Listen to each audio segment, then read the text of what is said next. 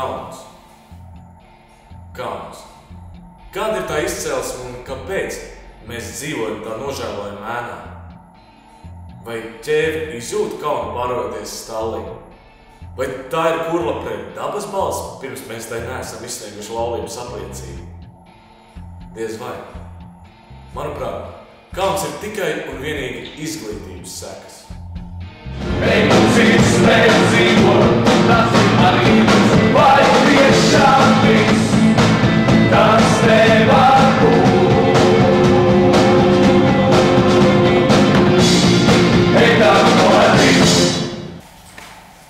Mūzikas pavasara atmoda ir par jauniem cilvēkiem, kuros most seksualitāti, par pirmreizīgumu, par mīlestību visos izpausmes veidos, par nespēju izvērtēt savu rīcību, to cēloņus un sekas,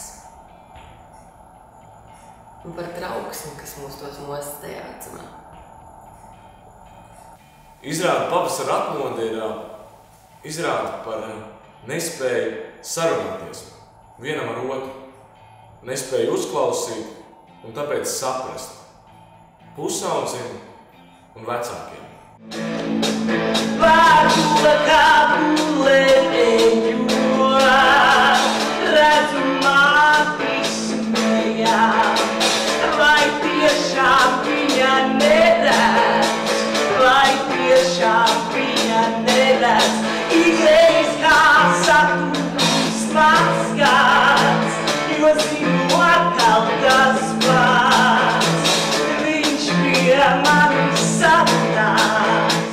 Izrāda atklāja to, ka kauns ir kā plaisa starp līdzcilvēkiem.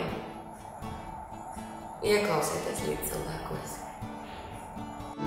Esmu gatava iet tam upevi līdz, lai negribas sniegās, sildīs tas maigs, tik patiesa līlā, gan apvaru. Vai ir iespējama draudzība starp zēnu un meiteni? Vai skolotāji un vecāki vienmēr spēj atbildēt uz jautājumiem, kurus mēs viņiem uzdodam? Cik gados ir normāli uzsākt seksuālās attiecības? Vai var būt attiecības arī bez seksa? Vai pēc pirmā dzimuma akta manā dzīvē kaut kas mainīsies? Vai kļūšu pašpārliecinātāks? Kam ir jāuzņemas atbildība par seksuālo audzināšanu? Saki man mani, saki man skaidri, klausi šī